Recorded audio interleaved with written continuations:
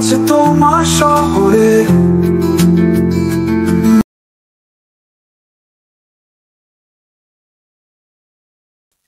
আসসালামু আলাইকুম আমার প্রিয় শিক্ষার্থী বন্ধুরা, সবাই কেমন আছো? তোমাদের সবাইকে টুইন্স ম্যাথ একাডেমিক থেকে তোমাদের সবাইকে শুভেচ্ছা জানাচ্ছি।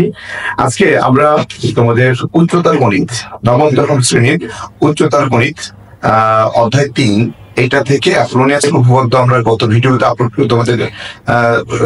করেছিলাম, তোমরা নিশ্চয়ই ভিডিওটা দেখেছো।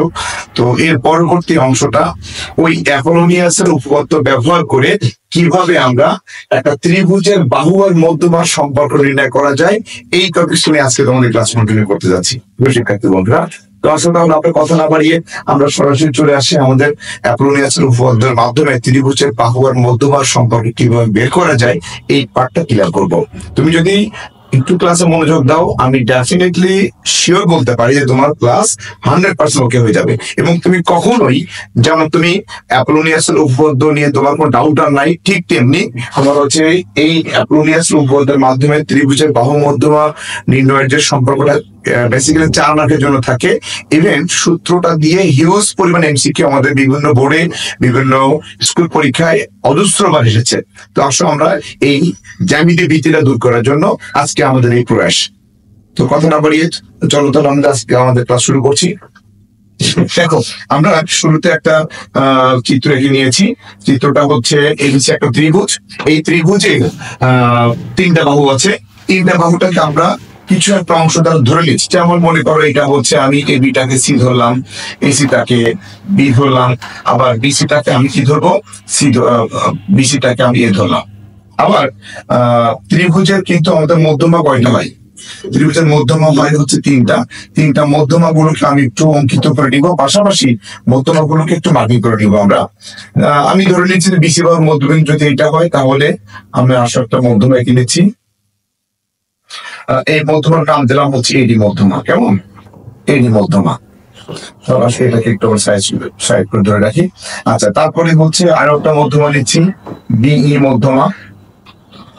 ঠিক আছে, তারপরে হচ্ছে আমরা আরেকটা মধ্যমা নিচ্ছি, সিএফ মধ্যমা। ওকে, তো এই যে 3টা মধ্যমা ধরো, একটা এডি, আরেকটা হচ্ছে আমাদের বিই, আরেকটা হচ্ছে আমাদের সিএফ। ঠিক আছে, আমি এইগুলো একটু জাস্ট তোমাদের কাছে রিমুভ করে দেব। দেখো, তাহলে আমাদের কাছে টোটালি একটা ত্রিভুজ অঙ্কন শেষ। ত্রিভুজের 3টা মধ্যমা তোমরা এখানে প্রপারলি ভাবে অঙ্কন করবা। কিভাবে আঁকতে হয় একটু বলে দিই। যেখানে একটা বাহুর মধ্যবিন্দু বের করবা পেন্সিল কম্পাস দিয়ে, এবার ওই মধ্যবিন্দু থেকে তার বিপরীত শীর্ষবিন্দু যোগ করবা, মধ্যমা পেয়ে যাবা, একদম পানি। এখন এইখানে আসলে আমরা একটু তোমাদের কাছে কি কি ধরলাম এটা একটু মার্ক করি। যেমন আমি ধরেছি এবি বাহুটা সমান সি, বিসি বাহুটা ধরেছি আমি এ, আর এসি বাহুটা ধরেছি আমি বি। একইভাবে এডি মধ্যমাটা আমি ধরে নিচ্ছি, মনে করো তোমার ডি। কেমন? তারপরে হচ্ছে বিই মধ্যমাটা আমি ধরে নিচ্ছি কত, ই। সিএফ মধ্যমাটাকে আমি ধরে নিচ্ছি এফ। এটা আসলে আসলে আমরা এডিটা কত বললাম, এটি মধ্যমা ডি, বি মধ্যমা ই, সিএফ মধ্যমা এফ। আচ্ছা, ওকে। এবার আমাদের কাছে যে অ্যাপোলোনিয়াসের সূত্র ছিল নিশ্চয়ই তোমাদের জানা আছে, আমি একবার রিপিট করছি। ত্রিভুজের যে কোনো 2 বাহুর উপর অঙ্কিত বর্গের ক্ষেত্রফলের সমষ্টি। তো 2 বাহুটাকে আমি ধরে নিচ্ছি, একটা তোমার মনে করো যে এবি বাহু, একটা কি বলবো আমরা এবি বাহু, আর একটা হলো এসি বাহু। তাহলে আমি লিখতে পারি AB square plus AC square. এবার তৃতীয় বাহুর অর্ধেকের উপর অঙ্কিত বর্গের ক্ষেত্রফলের ক্ষেত্রফল আই মিন বিডি কিংবা সিডি, আমি এইটার উপর অঙ্কিত বর্গের ক্ষেত্রফল বিডি স্কোয়ার। ওই বাহুর সমদ্বিখণ্ডক মধ্যমার উপর অঙ্কিত বর্গের ক্ষেত্রফল আই মিন এডি স্কোয়ার। ক্ষেত্রফলের সমষ্টির দ্বিগুণের সমান বা দ্বিগুণ। এটা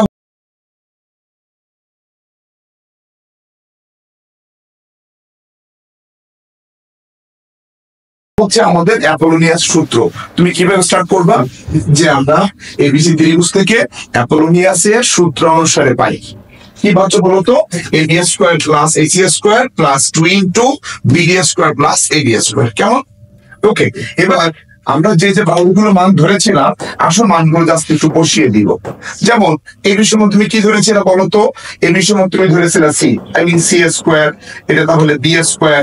এই যে এখান থেকে জাস্ট মানগুলো এখানে আমি ইনপুট করতেছি। এবার কত আছে? 2 ইন্টু বিডি।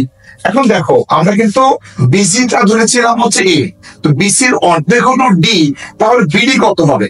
স্যার বিডি হবে তাহলে এ বাই 2। এখন BD square I mean a by 2 whole square, a by 2 whole square মানে কত হয়? a স্কয়ার বাই কত বলো? 4। তাহলে এখানে আমরা একটা মান পেয়ে গেলাম। bd এর মান হচ্ছে কত?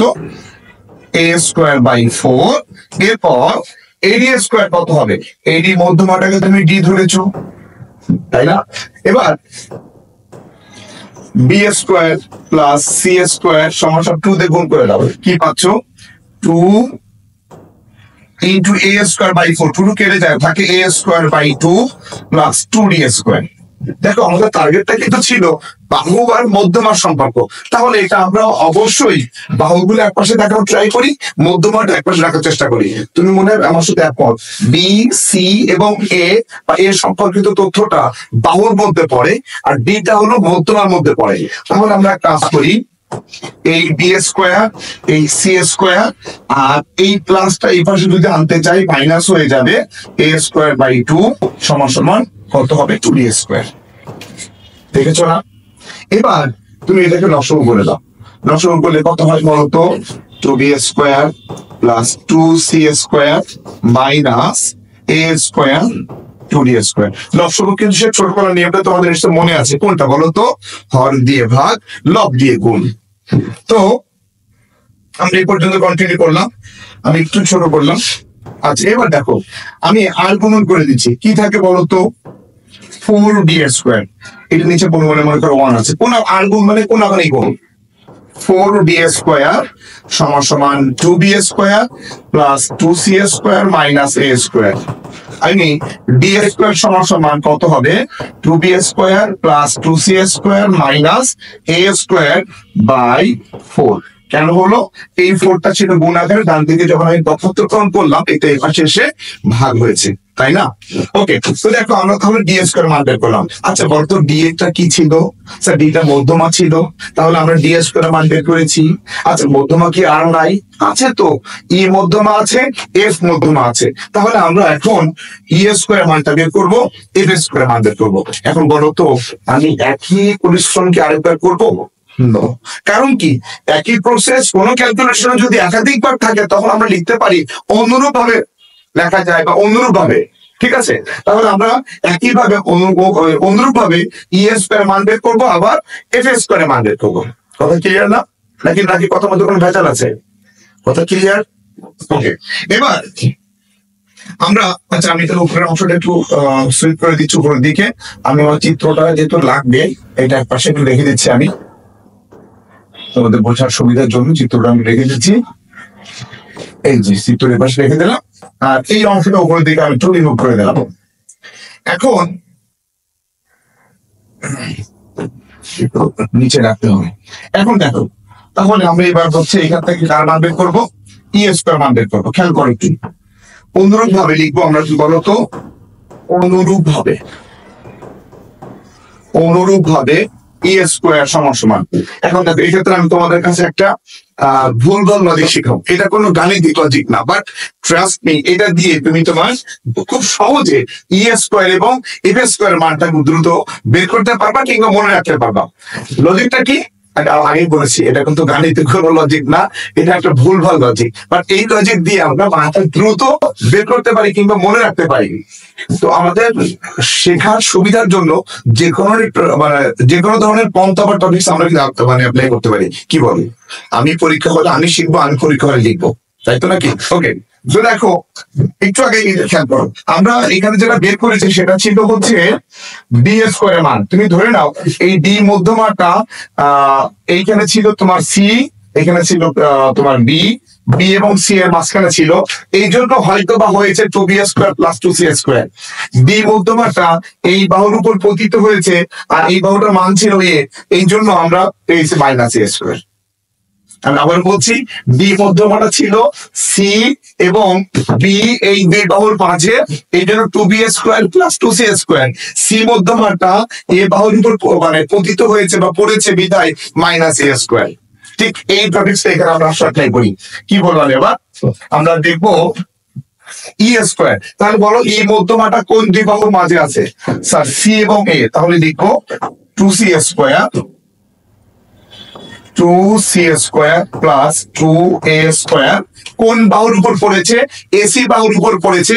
এসিটাকে আমরা বি ধরেছিলাম, ঠিক এই কারণে -b² / 4। আবার একইভাবে মান বের করতে পারি f² = এফ মধ্যমাটা পড়েছে এ এবং বি দুই বাহুর মাঝে। তাহলে লিখবো আমরা 2a² + 2b²। সি বাহুর উপর পড়েছে -c² / 4। ক্লিয়ার হয়েছে না? এইটাকে এখন আমরা কি করব? সুন্দর করে যোগ করে দেব। দেখো যোগ করার জন্য যে কাজটা করবো সেটা হলো কোনটা? এখানে আছে তোমার d²। অবশ্যই তুমি নোটটা দিবা যোগ করে পাই। কি নোট দিবা? যোগ করে পাই। d² e² যোগ f² সমান প্রথমে আমরা এটা লিখবো 2b² + 2c² - a² / 4।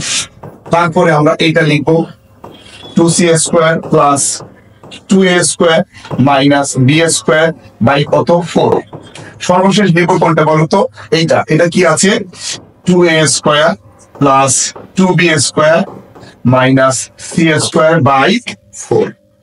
অনেকগুলো ভগ্নাংশ দেখতে পাচ্ছি আমি, অনেকগুলো ভগ্নাংশ দেখতে পাচ্ছি।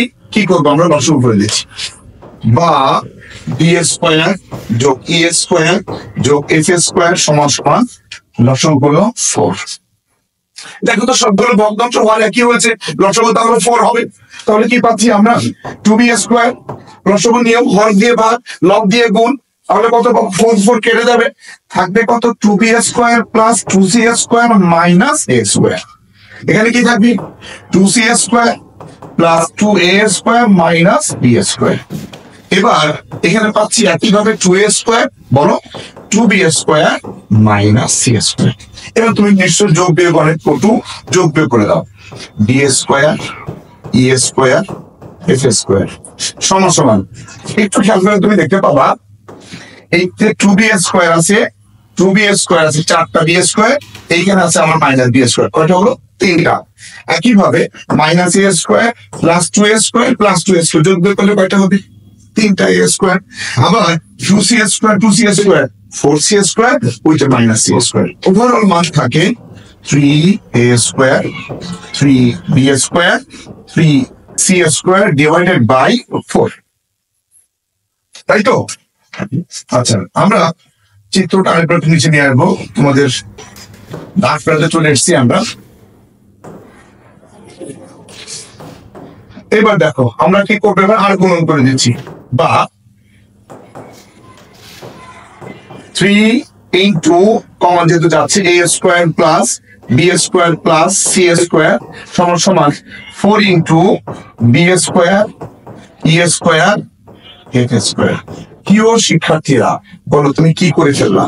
তুমি দেখো তো এই যে প্রমাণটা সম্পন্ন করলাম কোনটার সাহায্যে? স্যার অ্যাপোলোনিয়াসের উপপাদ্যের সাহায্যে। অ্যাপোলোনিয়াসের উপপাদ্যের সাহায্যে তোমার থিম কি ছিল? ত্রিভুজের বাহু আর মধ্যমার সম্পর্ক তৈরি করা। তো দেখো তো এবিসি গুলো তুমি কি ধরেছিলা? এবিসি গুলো স্যার আমি বাহু ধরেছিলাম, তাই না? এবিসি গুলো কি ধরেছিলাম বলো তো? আমরা ওই ত্রিভুজের বাহু ধরেছিলাম। তো যদি এবিসি গুলো যদি বাহু হয়ে থাকে তাহলে ডিএফ গুলো কি ছিল? স্যার মধ্যমা ছিল। একটু খেয়াল করে তো, বাহুগুলো কি এক পাশে আছে? মধ্যমা গুলো কি এক পাশে আছে? তাহলে তো আমরা বলতে পারি ইহাই ত্রিভুজের বাহু আর মধ্যমার সম্পর্ক। ইহাই ত্রিভুজের বাহু আর মধ্যমার সম্পর্ক। তাহলে স্যার আমরা কি প্রতিপাদন করলাম? এটা একটু শিখে নিই। আচ্ছা, আমরা তোমাদের অ্যাপোলোনিয়াসের উপপাদ্যের সময় প্রমাণের সময় একটা টিপ শিখেছিলাম। কোন একটা বাহুর উপর অঙ্কিত যদি কোনো বর্গ অঙ্কন করতে বলা হয় তাহলে আমরা বলতে পারি ওই বাহু স্কয়ার। আই মিন এ বাহুর উপরে যদি একটা বর্গ আঁকি তাহলে আমরা বলতে পারি ওই বর্গের ক্ষেত্রফল a²। বি বাহুর উপর যদি আমরা কোনো বর্গ আঁকতে চাই তাহলে বলতে পারি b²। তো তুমি খেয়াল করো তো, a² + b² + c² এই কথার অর্থটা কি? স্যার অর্থটা হচ্ছে ত্রিভুজে, খুব মন দিয়ে শোনো, ত্রিভুজের 3 বাহুর উপর অঙ্কিত বর্গের ক্ষেত্রফলের সমষ্টি। কেন করবো স্যার? এ স্কোয়ার আছে, বি স্কোয়ার আছে, সি স্কোয়ার আছে না? আচ্ছা, আবার বলছি ত্রিভুজের 3 বাহুর উপর অঙ্কিত বর্গের ক্ষেত্রফলের সমষ্টি। ত্রিভুজের 3 বাহুর উপর অঙ্কিত বর্গের ক্ষেত্রফলের সমষ্টি 3 গুণ। ত্রিভুজের 3 বাহুর উপর অঙ্কিত বর্গের ক্ষেত্রফলের সমষ্টি 3 গুণ ওই ত্রিভুজের মধ্যমা ত্রয়ের উপর, কাদের উপর? মধ্যমা ত্রয়ের উপর অঙ্কিত বর্গের ক্ষেত্রফলের সমষ্টি 4 গুণের সমান। That's it. ইহাই আমাদের অ্যাপোলোনিয়াসের উপপাদ্যের মাধ্যমে একটা ত্রিভুজের বাহু আর মধ্যমা সম্পর্ক। ব্যাপারটা মজা না নাকি পানি পানি?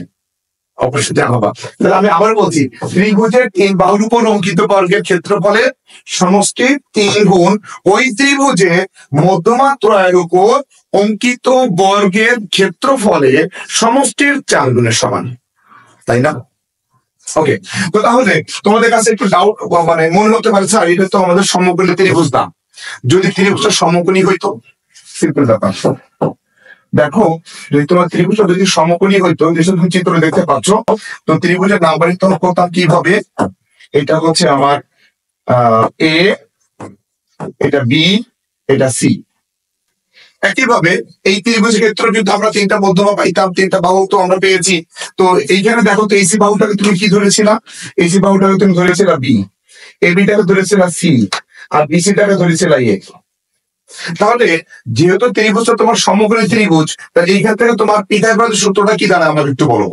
সূত্র দাঁড়াচ্ছে স্যার বি স্কোয়ার সমান সমান সি স্কোয়ার সমান সমান প্লাস এ স্কোয়ার সমান সমান বি স্কোয়ার।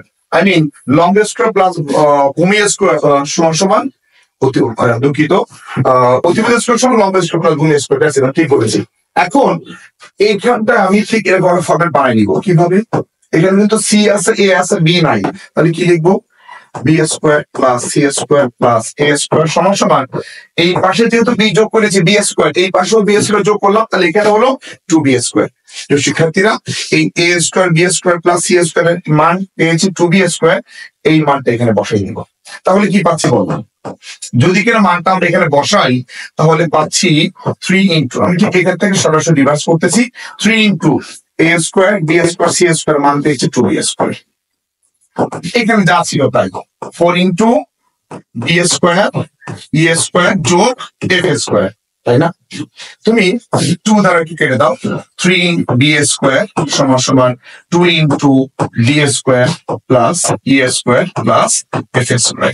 That's it. আমরা বলতে পারি D square plus E square plus F square সমান সমান 3/2 into B square. That's it. এই হচ্ছে আমাদের অ্যাপোলোনিয়াসের ত্রিভুজের সাহায্যে একটা বাহুর মধ্যমার সম্পর্ক। যে যদি কিনা ত্রিভুজটা সমকোণী হয় তাহলে আমরা এই ফরম্যাট পর্যন্ত দিব, বাট আমাদের পরীক্ষা বেশিরভাগ ক্ষেত্রে এই প্রমাণটুকু পর্যন্ত চাওয়া হয়। প্রিয় শিক্ষার্থী বন্ধুরা, জ্যামিতি আসলে সহজ, বুঝতে হবে, মুখস্থ করে কিছু হবে না। তুমি যদি জ্যামিতি ভয় বা ভীতি দূর করতে চাও, এখনই তুমি তোমার খাতা কলম নিয়ে কি তথ্য চাচ্ছে সেই অনুপাতে তুমি তোমার চিত্র ফরম্যাটটা রেডি করো, সেই অনুযায়ী তুমি তোমার ফরম্যাটটা অনুসারে তুমি তোমার ক্যালকুলেশন রেডি করো। মুখস্থ করে কখনো হবে না। আমরা অন্ধের মতো জ্যামিতি মুখস্থ করতে পারি, আমাদের জ্যামিতি মুখস্থ করতে শেখানো হয় বিভিন্ন মাধ্যম থেকে। নো, আমি এই পন্থা মানি না। জ্যামিতি তোমার কাছে একেবারে ইজি একটা টপিক হতে পারে, হয় না কেন? তোমার বেসমেন্ট উইক আছে। তুমি জানো না যে একটা বাহুর উপর যদি আমি বর্গ আঁকি, বাহু স্কয়ার কিভাবে হয়? এই তথ্যগুলো যদি আমরা অকিবহল হতে পারি, জ্যামিতি আমাদের জন্য একেবারেই ওয়াটার ওয়াটার এবং ওয়াটার, মানে পানি ইকুয়াল টু পানি, এখানে আর কোনো কিছু নাই। প্রিয় শিক্ষার্থীরা, আমি তো হিংসা তোমাদের জন্য আসছি, তোমাদের জন্য প্রতিনিয়ত এই ধরনের ভিডিও আপলোড করছি। আমি চাই তোমরা প্রতিদিন আমার এই ক্ষুদ্র ক্লাস থেকে তোমরা যদি কিছু শিখতে পারো, আমার এখানে সার্থকতা। আর এই জন্য আমি তোমাদের প্রতিনিয়ত ক্লাসগুলোর জন্য তোমাদের কাছে আবারও বলছি, যদি তুমি আমার চ্যানেলে নতুন হয়ে থাকো অবশ্যই তুমি সাবস্ক্রাইব করে রাখো, বেল আইকনটা একটু তুমি প্রেস করে রাখো, যাতে করে আমাদের নতুন ভিডিও আপলোড হলেই তুমি আগে সবার আগে তুমি জানতে পারো। কি তাই তো নাকি? তো ওকে, আজকে তাহলে এই পর্যন্ত আমি ক্লাস সমাপ্তি করছি। আজকে যাচ্ছি কিন্তু যাচ্ছি না, আমি খুব দ্রুত কামব্যাক করছি। সবাই ততক্ষণ অনেক অনেক ভালো থাকো, আমার জন্য দোয়া রেখো। আল্লাহ হাফেজ, আসসালামু আলাইকুম।